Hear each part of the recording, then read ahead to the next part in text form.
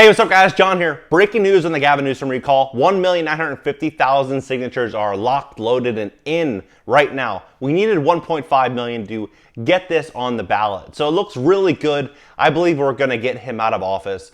You know, under the guidelines of safety, Newsom says, we can't open business. We can't eat inside. It's too risky to eat inside. Eviction moratoriums are in. Hazard pay, he's forcing on business owners. Right now, business owners are suffering. He says if your business fits inside this guideline, you have to pay your employees $5 extra per hour on top of the increased minimum wage that he just implemented in January. This is the worst state to do business ever. How can a state like California survive when everyone is leaving? They're leaving because California is turning into a communist state. We need to stop Gavin Newsom just to set the tone to New York and to other states that this is not going to be tolerated in America. Please smash that like button. When you do, YouTube will share this content. The more people that see it, the more people will become aware of what's happening. Hopefully more people will participate in the Newsom recall and getting him out of office and just waking up more people. So please smash that like button and let's begin. Gavin Newsom has developed the reputation of rules for thee and not for me, issuing massive mandates on everybody in California, yet he doesn't follow them himself. During the holidays, when everyone wanted to go out and see their family, fly home, do whatever they wanted to do, enjoy their life, he says no. He says it's not safe. Meanwhile, that same week, he's at the French Laundry, an upscale restaurant in Northern California, with $500 per plate meals with 20 of his buddies, bringing up a $15,000 wine bill, and it's just a typical day in the life for him. Meanwhile, everyone under his guidelines are suffering financially, and he's dropping, a $20,000 tab for food and beverage on one sitting. Last week, he's out with a celebrity, George Lopez, and they are laughing about the situation, eating indoors again. Meanwhile, we're not allowed to eat indoors still. Coming up on a 1-year anniversary for this, by the way. And what Newsom says, he's filming a little TikTok video and he has George Lopez say, hey, where can I get a bean? And then he says, oh, go to myturn.gov and you can figure out when you can get your vaccination. Basically telling you that if you don't do this, you're not going to be able to live like us. You're not going to be able to go indoor dining again. So go here and follow my orders. Gavin Newsom is bashing both DeSantis and Abbott, the governors of Florida and Texas, for how they're managing their states right now, saying that they're doing a reckless thing by opening up and allowing people to walk around and enter businesses without their faces covered. Meanwhile, he tells people in California to cover your face twice for everyone's safety. Interesting. When you look at the facts and the data, you'll start to realize that it doesn't make a damn of a difference whether you follow his guidelines or Texas or Florida. It's all the same. However, for Gavin Newsom, you have to look at his true underlying motivation.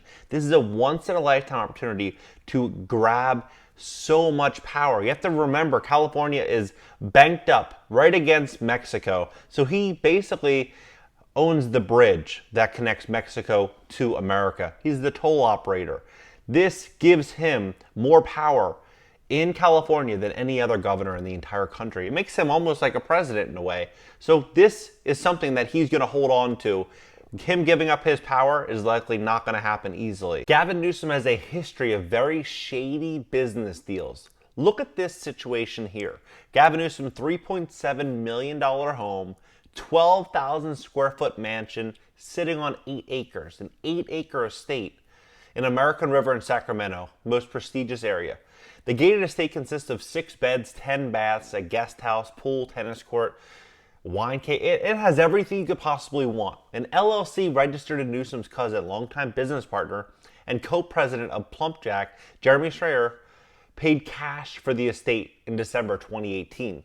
Newsom Spox, though, claimed that in January 2019 that it was Newsom who paid cash for the home. Puzzling, since Newsom carried a $3.2 million mortgage on his prior home.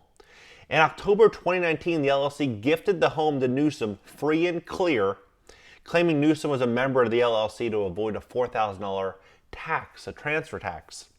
In January 2020, Newsom did a cash out refi meaning he just took a loan out against the property, $2.7 million, tax-free. Newsom's financial disclosures don't mention the LLC or the gifts, which far exceed the $500 limit. In 2003, Newsom was cited for failing to disclose $11 million in real estate and business loans. And now we have the pandemic, and we look at all of these contracts and these opportunities where you're talking 10, 15, 100, 200, maybe even $1 billion contract has to go through Gavin Newsom, and he's the one that says yes or no.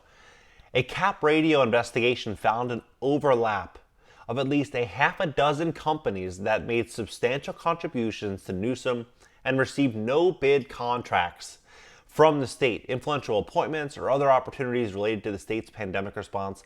Those contributions range from tens of thousands to hundreds of thousands of dollars. The contracts range between $2 million and over $1 billion, including one awarded to Blue Shield for vaccine distribution made public Monday worth $15 million. So no bid contracts. Is that really the best for California taxpayers? When he's locking and loading these deals and really stifling out any type of competition for what? Why would he do that? Because he benefits in some way, shape, or form.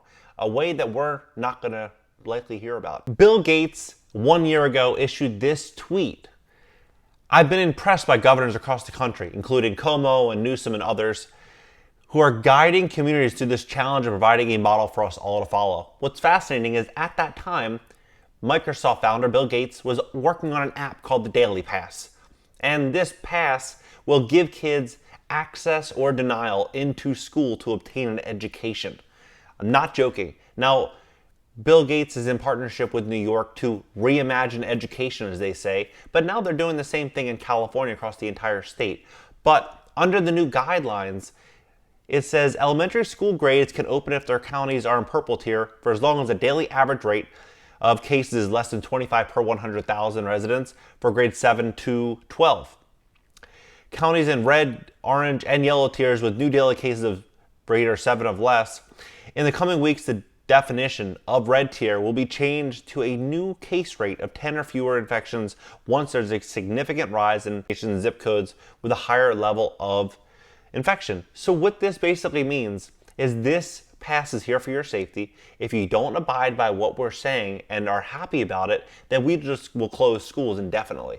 But if you want to go back to school, you have to get this app. You have to share all of your personal information. You have to be tested every single week. You have to get your temperature taken every single day and basically give up a large portion of your freedoms. This is happening in California, and I know it's likely going to go to New York as they reimagine education there.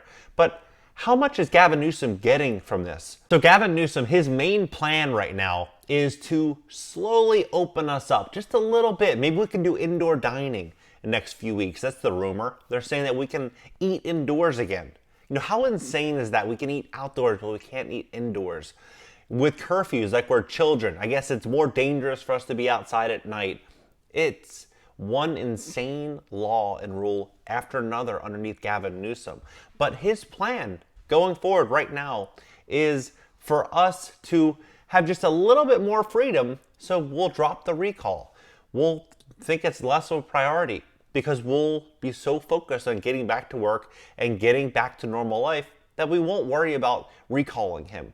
We'll maybe forget what it was like to have full freedom a year ago, where we could go do whatever we wanted, whenever we wanted, answer to nobody. And because of that, he'll stay in office and continue yielding more and more money and power and become something much bigger than he is right now. But I don't think the people of California are going to fall for that. I believe that we're all aware and awake to the corruption that lies in the eyes of Gavin Newsom. And we need this man out of California so we can all get back to our normal lives. But the only way we're going to do that is two ways. The first is smashing the like button. It helps share the content. It's really important people see the true colors of Gavin Newsom. The second is to be active in the petition. If you have not yet signed, consider signing. We need maybe another 50,000, 75,000 signatures to really be above and beyond anything that we could potentially ever need. So please sign and smash the like button, and I'll see you guys in the next video. Also, this channel is all personal finance, business, money, real estate. If you're interested in making money, especially with real estate investing, join my weekly calls. My weekly calls, we go through everything that's happening, not just in California, but everywhere. And we talk about real estate investing and wealth building. So if that's something that interests you, look at the link in the description. I'll see you guys on that call. And if not, I'll see you guys in the next video.